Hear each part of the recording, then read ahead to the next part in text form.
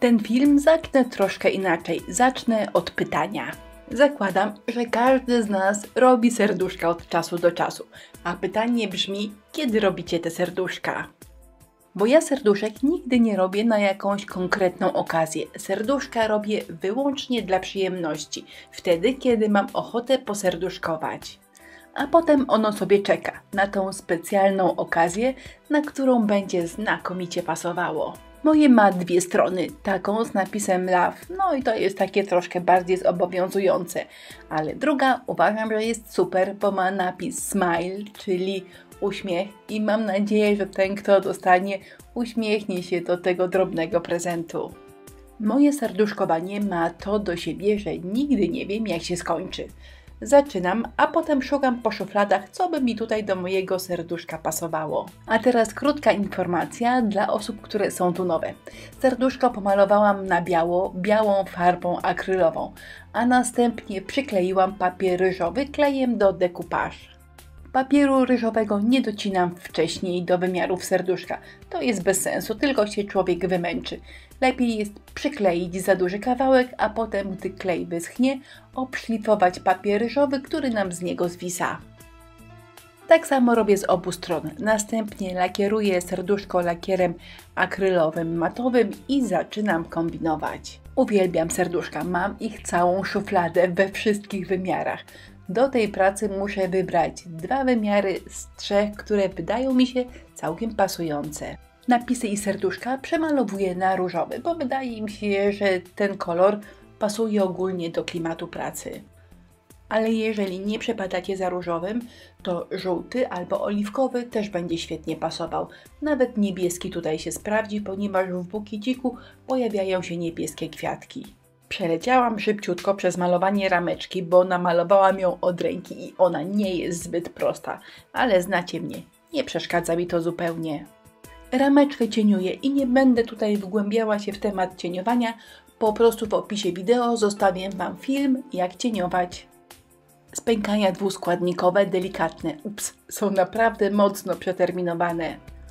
Zawsze na opakowaniu wpisuję datę otwarcia i termin przydatności do użytku minął już jakiś czas temu, ale jeżeli nie wyjdą, to nie szkodzi, to serduszko nawet w połysku będzie wyglądało ok.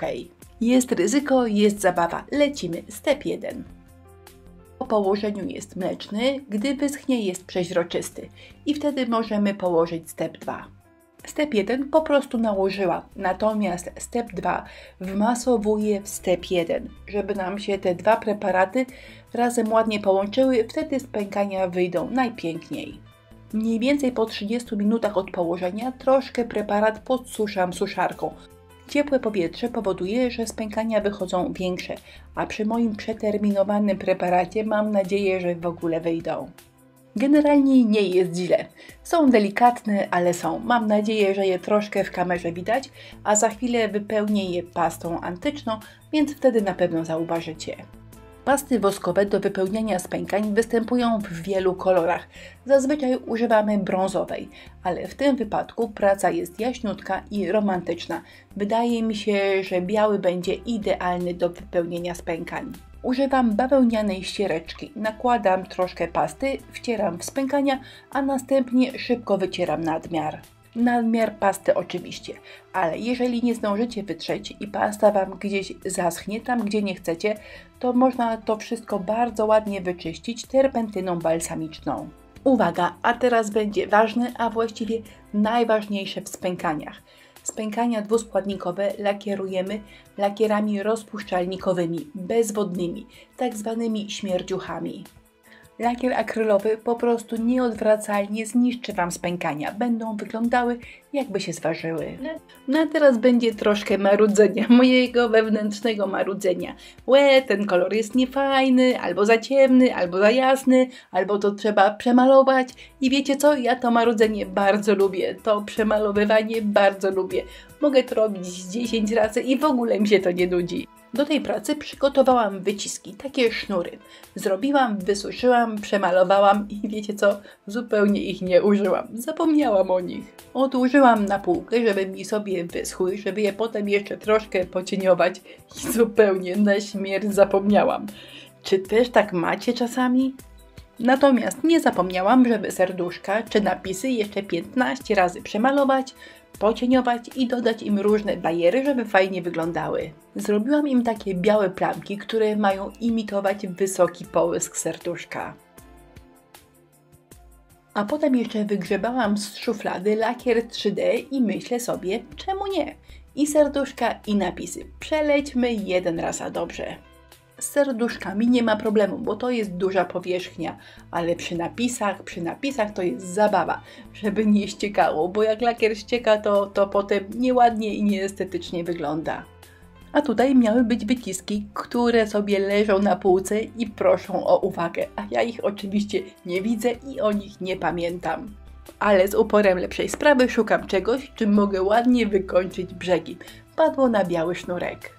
I moje serduszko na okazję, która się jeszcze nie wydarzyła, o której jeszcze nie wiem, wygląda tak. Napiszcie mi w komentarzu o swoim serduszkowaniu. Czy lubicie serduszka? Czy robicie serduszka? Czy robicie na okazję? Czy robicie bez okazji? Jak to u Was wygląda?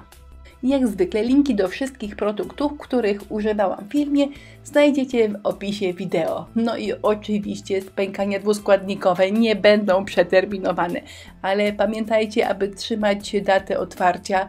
Ona jest napisana na opakowaniu, potem mogą nie działać. I tak dotarliśmy do końca naszego serduszkowania.